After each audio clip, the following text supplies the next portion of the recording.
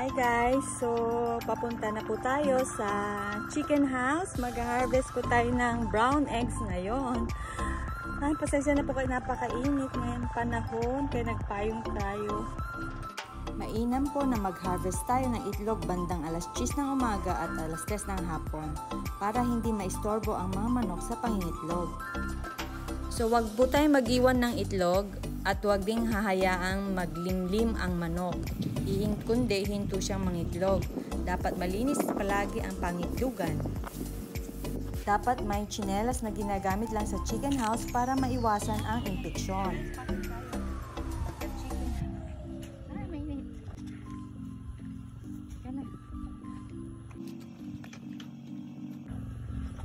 Na guys, pasok tayo.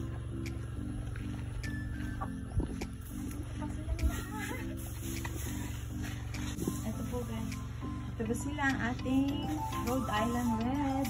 Ito po yung sinasabi kong ipas para hindi po siya masyadong mabaho at saka walang langaw. May ipa po. Ano talaga. So, naku, andito naman sila. Paano tayo kukuha?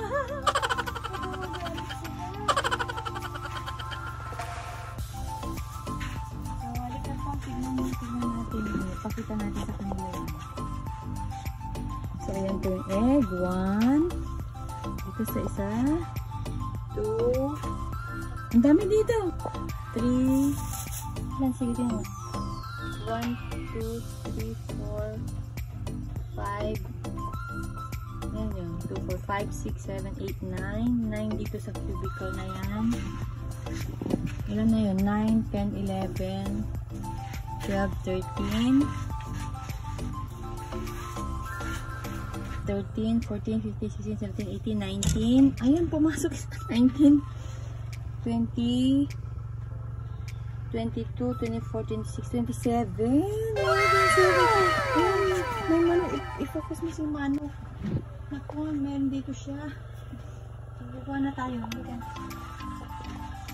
Ipunin na po natin siya, guys. Oh. Focus mo dito. Ayan. Ito din.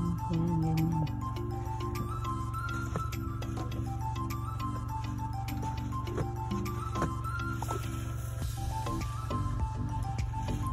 Nandito pala sila. Ayan guys, mga brown eggs. So para siya i-ice natin yung kanilang yung kanilang kutsyon. Isin natin. Ayan. So another cubicle po ito. Another apartment.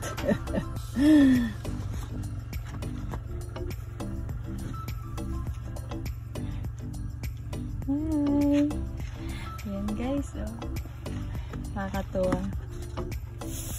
I-ayos natin yung kanilang apartment.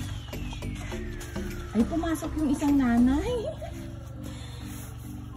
Pumasok yung isang hen. Yung marami. Hindi.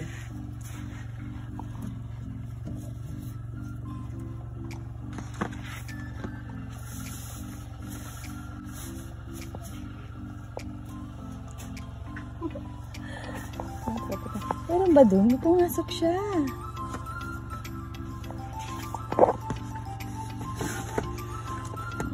Ilapag po natin dito. Baka mabitawan ko. Naku, basag silang lahat.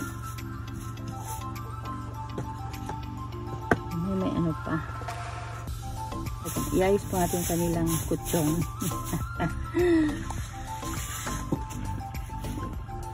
Ayan, may ipot pa.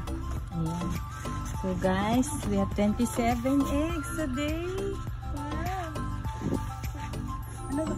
Pangalawang harvest na natin to, di ba? Hindi po una po lang. Yung una, may 3 yatang nakuha si Uncle Anton. Sige. Okay na. Baka nahanap na yung eggs niya. Wala na. Okay guys, tara na. Sige. 10 eggs for today. Thank you mga ladies. Ayun, i-focus mo sila. Oh. Sabi siguro nila, ano, kinuha ni Madam Ellen ang ating mga eggs. Ayan, ilan sila ngayon dyan? 2, 4, 6. Nasa labas yung iba. So, ito po yung door na sinasabi ko. Ito po yung door nila ng mga chicken na dyan sila lumalabas at pumapasok. So, baka naiinitan sila ngayon kaya nandito sila lahat. Female na chicken at saka yung ating gusto nandun sa labas. Baka nagdi-date sila. Sige guys, labas na po tayo.